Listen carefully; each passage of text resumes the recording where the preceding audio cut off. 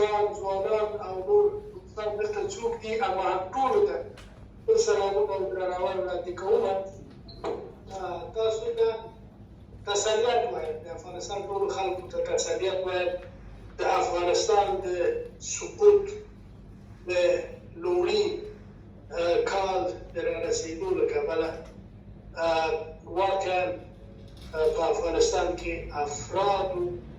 اشخاصو، صدیقو او یا هم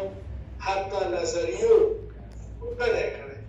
بلکې افغانستان له خپلو ارزښتونو سره سقوط کړی دی یو کال مخکې. کله کله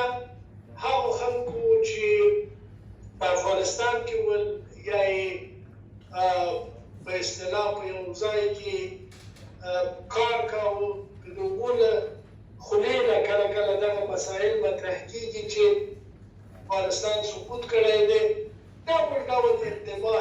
اتباعګانې او اخیستنې خلک اخلي چې ګواکې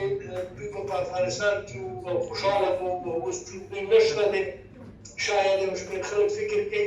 خبره دی بیا هم درته وایم چې د اشخاصو، د افرادو، حتی د یوه حکومتي اداري جوړښت مسله نه ده. یو کال پخوا په افغانستان کې هغه څه چې د دیني ارزښتونو او بنسټونو په توګه مطرح وو دغه موجود شول. یعنې مصروف ډېر مهم نه دی. موږ تاسو ټول پوهېږو چې په افغانستان کې په تېرو شلو کلونو کې حکومت او ادارو خپل درلود. ډېرې نیمګړتیاوې، هغه څه چې فساد ورته ویل کېږي، سره له دې چې د همدغې نړیوالې دسیسې یوه برخه وه، د نړیوالې لویې پراخې لوبې ور برخه وه. اما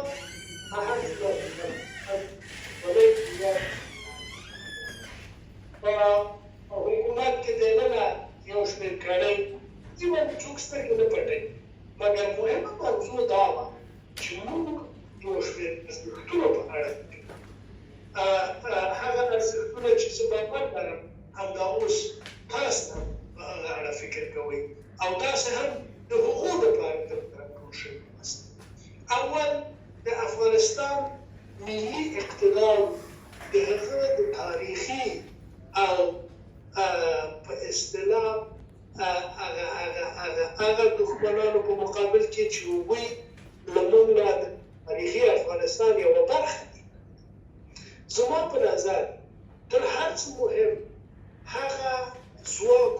یا هغه اقتدار چې افغانستان د خپل تاریخي دښمن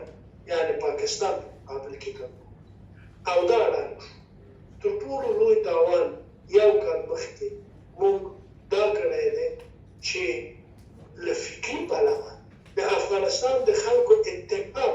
پر داسې یو سیستم وای چې حد اقل که د نړۍ په مقابل کې تعاملات هر ډول وو، مګر په یوه ملي هویت د دغه دښمن په مقابل کې ولاړ او نه یې پرېښوده چې افغانستان دغسې لوټ کړي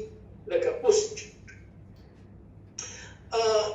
یو کار چې وشو په تېرو شلو کلونو کې، زه نه غواړم حکومت په لاسته راوړنو خبرې وکړم، اما دا واقعا د افغانستان ټول تاریخ کې بېنظیره خبره وه چې لږ تر لږه دغه روایت یا نریټیف مات شو چې افغانستان په وچه کې راګیر هېواد دی او خپل ختیځ ګاونډي ته د ترانزیت له نظره احتیاج دی. دا باور مات شو ځکه افغانستان د لومړي ځل دپاره دا ثابته کړه چې نه یوازې دا دیني لارې درلودی شي، بلکې تر دغې انحصاري او د ټکي لارې نه بهتره لارې درلودلی شي. حتی افغانستان د خپل موقعیت په نظره په اوږده کې راګیر نه دی، بلکې د ډېرو مهمو ستراتیژیکو حوزو د نقطه. په هر صورت د افغانستان د اوبو د بهار مسئله یوازې د څو ادارو یو دولتي چوکاټ نه راووته په یوه ملي مسله بدله شوه. هغه مسله چې حتی په 1900 کې کله چې هلمند د اوبو تړون کېده په کومه هم کسانو ترمنځ دا مسله شاربل کېدله چې د اوبو په اهمیت پوهېده. 1950 کال کې نه نړۍ نه د افغانستان خلک د افغانستان د روان په دومره اهمیت لکه د 21مه پېړۍ په وړو لاسي انسانان پرې پوهېږي هغه وخت پرې نه پوهېږي. په تېرو 100 کلو کې دغه غږ ملي شو. اوس هر افغان که ښاري دی که کلیوال په دې پوهېږي چې اوبه څه دي، ولې مهمې دي او موږ یې لرو او زموږ دښمن هم وبوسو. د معادنو سرچینو زموږ بیرغ یو اساسي تعامل روحیې د یووالي د پوهنې د ارزښت د تحصیلاتو د وسوال فکرونی نسل د روزل کېدو همدون ته ښوونځي د دوی تګ د نجونو ښځو او د دوی د تعلیمي او تحصیلي حقونو او د کار حقونو تر څنګ موږ یو ځوان پرومند نسل خاوندان شو چې یو شمېر نسل. دوستانو زه نه غواړم چې ډېرې خبرې وکړم، اما په 2-3 مشخصو مسلو باندې بسنه. څو ورځې وروسته موږ د افغانستان د استقلال د بېرته ګټلو د 103 لمانځغونډې یا جشن په درشل کې هم خبره د خپلواکي ده. دغه مفهوم باید له سره تعریف کړو. دا ولې دلته یادوو؟ یوازې د دې لپاره نه چې موږ څو ورځې بعد دغه جشن لمانځو او مخکې له مخکې ټولو ته وپالو، بلکې د دې لپاره چې د اسد 40مه یا د اګست 25مه د یوې تورې ورځې په توګه په دې نامه افغانانو وتپل شوه چې ګواکې افغانانو ته ازادي راوړو. خبره ده ازادي په مفهوم کې د 19مې او 18مې پېړۍ په مقیاس نه ده مطرح. موږ د 20مې پېړۍ خلک د 20مې پېړۍ خلک ازادي یوازې د وینو په بهولو سره د یو جنګ د ګټلو تر بریده نه مطرح کوي. ازادي یو فرصت دی چې ملتونه کله ترلاسه کوي، تر دې وروسته یو ملي کلفیتونه پیدا کوي. په څه معنا؟ موږ په تاریخ کې څو ځله د ازادۍ د ګټلو ادعا، اما یوازې د مشروطیت له برکته د اعلیحضرت امان الله شاه غازي په دوران کې خپلواکي په واقعي ماهیت باندې پوه شوي، او هغه دا و چې په بېله مختلف افغانستان په خپلو حقوقو ودرېږي. د دې لپاره چې دا تېر نه شي، هغه هڅه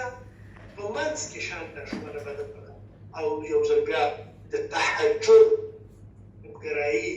یو سمبول په توګه سقوي اردور دغه پرمختګ ودراو او د انګریزانو پر اشاره او دلیل هم دا و چې انګریزانو نه غوښتل افغانستان داسې په پښو ودرېږي چې بیا دوی کله چې له دروازو وتلي دي په کړکۍ بېرته راننوځي. دا د اختلاف او استبداد عادت دی چې ټولنې او ملتونه په داسې جهالت کې ساتي چې هر کله دوی وغواړي له کړکیو څخه راننوتلی شي. د دې لپاره دوی په سیمه کې د پاکستان غوندې د سرطاني تومور یو هېواد ایجاد کړ چې ټول هغه هېوادونه چې دوی غواړي په دې سیمه کې خپل اغېز پکې ولري د دې له لارې نه ورته راشي او بیا خپل تاثیر پکې ولري. غواړم په مشخصه توګه ووایم، نه په 1900 لسیزه کې چې موږ پکې د شوروي د ماتې او د په اصطلاح د شوروي د ملاتړي حکومت د ماتولو هغه وخت د استقلال نه وروسته یا د شپنامه له ازادۍ ګټلو وروسته کومه ملي اجنډا درلودله او نه هم تېر کال هغه جګړه چې د یو شمېر افرادو لخوا په اصطلاح د افغانستان د ازادۍ دپاره وشوه نه له هغه نه وروسته کومه اجنډا شوه هغه ځلې په اویایمه لسیزه کې په کورنیو جګړو کې افغانستان تباه شو دا ځلې موږ د یوه ډېر خطرناک نیابتي جګړې او نیابتي جنګ په درشل کې چې خدای دې زموږ دغه ویره ناسمه کړي او خدای دې افغانستان له دې حالته وژغوري او که نه الله دغسې دي چې موږ له بده مرغه د یو بل نیابتي جنګ په درشل کې واقع یو د منځنۍ اسیا خبره مطرح ده له روسانو سره د تقابل خبره مطرح ده له چینایانو سره د تقابل خبره مطرح ده د همدې لپاره د دوحې د تړون په نامه د یوې نړیوالې دسیسې په ترڅ کې افغانستان کې یو قانونمنده نظام چې واقعا ډېر نوښتي درلودل اما د اصلاح وړ هغه راوپرځول شو او داسې یو وضعیت پکې رامنځته شو چې هر څوک په ماین والوځو هر چا ته بم کېښود کله پیریان د خلکو کورونه سوځوي کله به شیشکانې راځي کله به نورې ډلې راځي کله به تور بیرغ وخوځوي کله به سپین بیرغ ورسره وي هر څوک چې هر چېرته لاړل او هر څوک چې له هر ځایه نه راغی معلوم دی دوستانو تاریخ په دغسې یو مرحله زه غواړم ورو خپل هغه وړاندیز ته رانږدې شم چې موږ په دغسې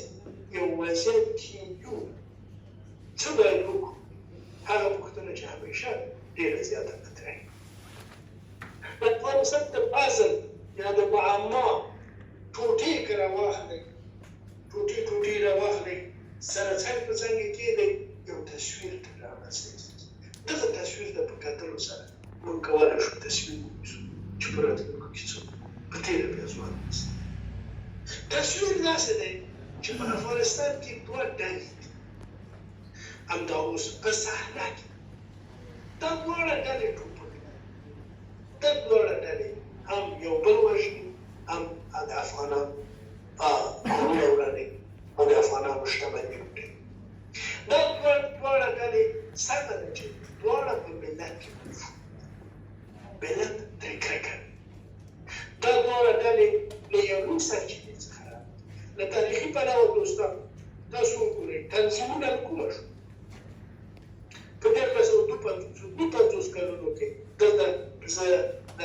تیاره داسې ده چې ستاسو مبارک مخونه نشم لیدی پوهېږم چې یو شمېر دوستان به دلته وي چې په دې خبر دي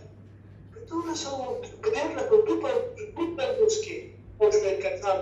بوتلل پاکستان ته او هلته په بالاحصار کې روزنه ورکړل شو دا تنظیمونه له هماغه ځای نه د اوسنیو واکمنو او تنظیمونو سرچینه نوښت دواړه له یوې ماخذ نه راځي او دواړه یوه وظیفه لري هغه د افغانستان د ملي بنسټونو نړول د ملي کلمې تنظیمول او د افغانستان راڅملول د پاکستان او د انګریز د زړښت خلاف دا دواړه سره یو شي که دا په تقابل کې هم دي اجنډا دا ده چې دوی ترمنځ د فرسایشي جنګونو په نتیجه افغانستان اما د دوی یوه برتري له تاسو له هغو چانه چې د روشنفکرۍ دعوه کوي له هغو چانه چې تحصیل کړي له هغو چانه چې ملي فکر کوي له هغو چانه چې په خپل ملي بیرغ له هغو چانه چې په افغانستان کې د نجونو تعلیم غواړي له هغو چانه چې په افغانستان کې د افغانستان د خلکو مړه ګېډه غواړي هغه څوک چې په افغانستان کې کار غواړي تولید غواړي هغه څوک چې غواړي په افغانستان کې خپل معادن او خپلې اوبه افغانانو لپاره وکارول شي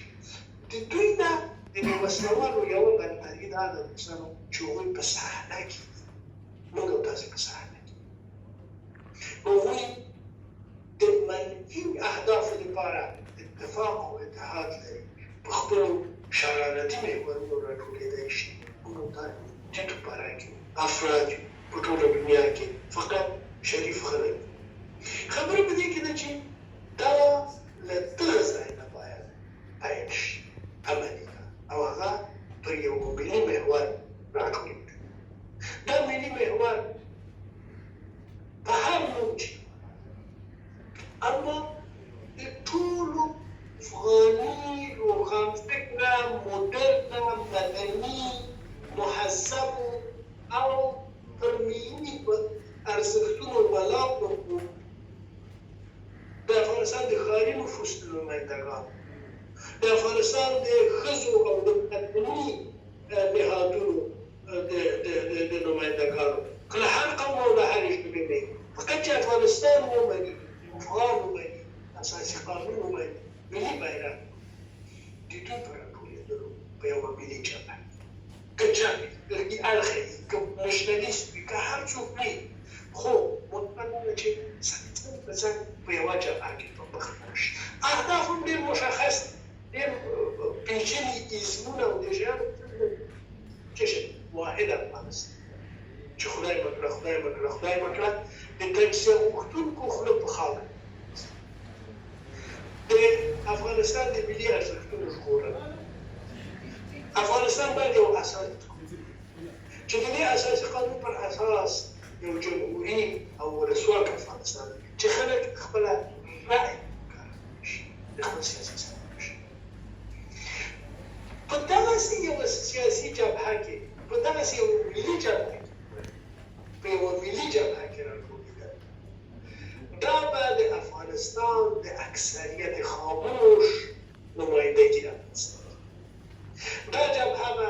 هم نړیوالو ته وښیي چې نه د افغانستان په قضیه کې د افغانستان په صحنه کې یوازې همدغه دوه وسلوالې لوټمارې وژونکې ترهګرې بل نه دي د دې وطن د ملت د اصلي هستونو دا یې نوم دی دا یې ادرس دی په ټولو نړیوالو تعاملاتو کې به دوی مطرح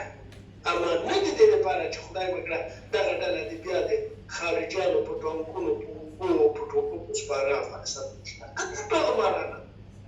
اما موږ په یو شپږ کې یو شمېر ملتونه نړۍ سره تعامل کې د یو کوچني کلي باندې مطرح شوي دا یو تر ټولو مهم دا ده چې دغه ادرس به په خپله د افغانستان د خلکو دپاره د تکیې د امید او د هیلو منتقل شي افغانستان خلک همدا اوس تاسو راشئ په افغانستان کې مېشت او بهر مېشت افغانان هر چېرته چې دي تاسو پوښتنه ترې وکړئ چې ولې د دغې وسلوالې ډلې نه ملاتړ کوې ولې د دغه سړي سره ولاړ هغه ته وایي ورور څه وکړو چېرته لاړ دا درېیم ملي پاک معتدل آرماني ادرس رامنځته کړی چې دا ادرس موږ پوهېږو چې په افغانستان کې خلک د یوې خورنۍ تورې تر سیوري لاندې ژوند کوي د هغو لپاره ممکنه موږ نه ښایي د افغانستان مېشتو ځوانانو فکرانو تحصیل کړو یوه تاریخته ته زیان نه ښایي په خپلو سیاسي فعالیتونو کې د هغوی ژوند په خطر کې واچوو موږ همدغه د علمۍ د ګټلو لپاره حیران دا کار د ډیاسپورا په سطح کې په ټوله نړۍ کې افغانان اوسېږي ستاسو غوندې ویښ او باشعوره استازي شته تاسو د ډیاسپوراګانو تاریخ ولولئ اسرائیلو د خپلې نړیوالې ډیاسپورا په وسیله نه یوازې دا چې د ځان دپاره یو مملکت پیدا کړه خاوره یې پیدا کړه دوی ته د ټیټو پرکو په ټوله دنیا کې ودانه نه ده ځان د وطن خاوره بلکې اوس د نړۍ لومړۍ خبره کوي د نړۍ په مقیاس هم د علم له نظره هم د ثروت له نظره د اقتصاد له نظره او هم د امنیتي توان نه موږ به ځان ورسره وپېژنو زموږ اسلامي احساسات اجازه نه راکوي موږ بلا تشبیه مګر دا یو موډل دی دوی د ډیاسپورا نه شو فقط او فقط کمال دا و چې هغه قوم چې له اساطیري پلوه له عقیدوي پلوه د قرآن د متن له پلوه تر ټولو به اتفاق قوم و همیشه به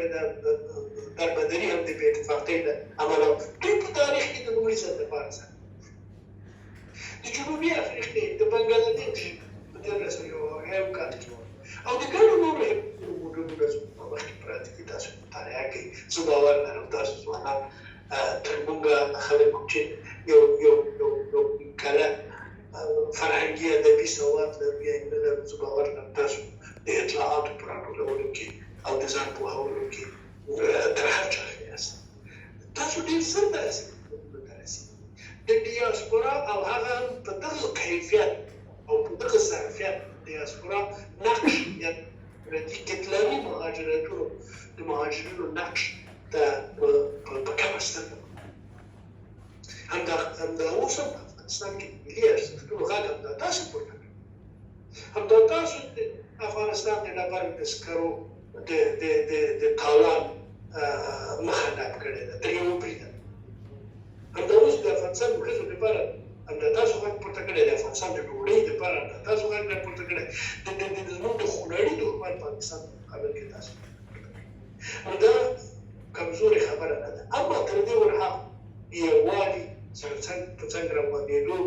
او خپلو کورنیو ته د ډوډۍ د ګټې په څنګ په پوهنتونونو کې د درس ویلو تر څنګ که درېیم رسالت زه به ځوانانو ته وایم چې ستاسو اول درجه رسالت دا دی چې زده کړئ. دوهم درجه رسالت مو دا دی چې خپلو کورنیو ته یوه معلومه کړئ. اما درېیم رسالت بیا دا دی چې د وطن د ژغورنې لپاره فکر او عمل او ټول پښتون. موږ په دې برخه کې ډېر څه کوو. اهداف مشخص دي. که د لومړي ځل لپاره افغانان هم دا د تاریخ دغه دروغجنه کلیشه ماده دا هم د انګریزانو دسیسه چې ویل به افغانانو په یو شي اتفاق کړی دی چې هېڅکله به اتفاق دا خبره په موږ کې نشته. دا خبره انګریزانو جوړه کړې. انګریزان ډېر جالب لابراتوارونه دي د خپلو مستعمرو دپاره هغه تولیدوي دغه نریټیفونه تولیدوي. یو ملت به وایي هېڅکله ماتې ورکړي، یو ملت ته وایي دا وایي په نس هېڅکله نه پاتې، بل ملت ته وایي دا هېڅکله اتفاق نه کوي. هغه ملت ته چې سل وارې ته دا وایي چې ته بې اتفاقه یې، بې اتفاقه یې، بې اتفاقه یې، هغه د ده په لاشعور کې رسوب کوي او فکر کوي چې والا څنګه کوي خدای تعالی په ازل کې بې اتفاقه پیدا کړي. ورکې که نه دا اتفاق نه کړي. دا تابو باید دا نریټیف باید جوړوي. دا د دښمنانو خوشحال هم ترې سر نه کړي، باچاخان هم ترې سر نه کړي. زما استاد نور مشران حضرت محمد شاه غازي هم سر نه کوي. کله کله سړی فکر کوي چې دا زموږ په خټه کې زموږ هېواد دی کې زموږ دا داسې نه ده. د یویشتمه پېړۍ انسان زر زده راځئ دا دروغ ثابت چې موږ به اتفاق کوو. موږ به اتفاق کوو. فقط سلیقوي اختلافات پرېږدو، یو د بل تر څنګ په لاره تګ زده کړو. زه به تر دې نور څه درته ووایم. اوس به هم ستاسو ډېر وخت ونیو. زه د تاسو مننه کوم چې وزغمله. دومره مننه چې کاشکې هلته وای او د نږدې مې هر یو لیدلی وای. مګر په دې ټینګار کوم چې یو کال مخکې افغانستان نړېدلی دی. د افغانستان تهدابونه نړېدلي دي او خدای وکړه د دغو نړېدلو تهدابونو د بیخي پوپانه کولو هڅې ده. نو که تاسو هر یو راونه خوځېږئ، د همدې پاریس نه راضي شو. ډېر لوی انقلابونه په پاریس کې شروع شول، یوازې د فرانسې لپاره نه بلکې د نړۍ لپاره. تاسو په دې پوهېږئ چې ګڼ شمېر نهضتونه، زه به یې نوم نه اخلم ځکه چې ته نه پوهېږم تاسو دوستان د کومو افکارو پلویان یاست، اما د ټولو نړیوالو نهضتونو هسته که هغه کینه اخلي او که هغه چپي. د مارکس ټولې تیورۍ په پاریس کې شته، تاسو په فرانسه کې شته. خمیني له پاریس نه د انقلاب لپاره دا دوه نمونې لږ لږه پښې و په چپ کې او داسې روانو کې او داسې نور شاید په لس کړو. فرانسې نه شروع کېدای شي، نږدې جرمني نه شروع کېدای شي، اروپا نه شروع کېدای شي. زموږ افغانان اوس دنیا په هر ځای کې فقط باید غوږونه سره یو ځای غوږونه سره نږدې کړو او فکر کوم چې موږ یوې نتیجې ته رسېدلی شو. ډېره زیاته مننه. مشخصه پوښتنه وي زه ستاسو په خدمت کې یم او الا غیر نور نو ستاسو وړاندې نه نیسم. خدای مو ژوندي لره، بریالي اوسئ. یو ځل بیا مننه چې زه مو راوبلم.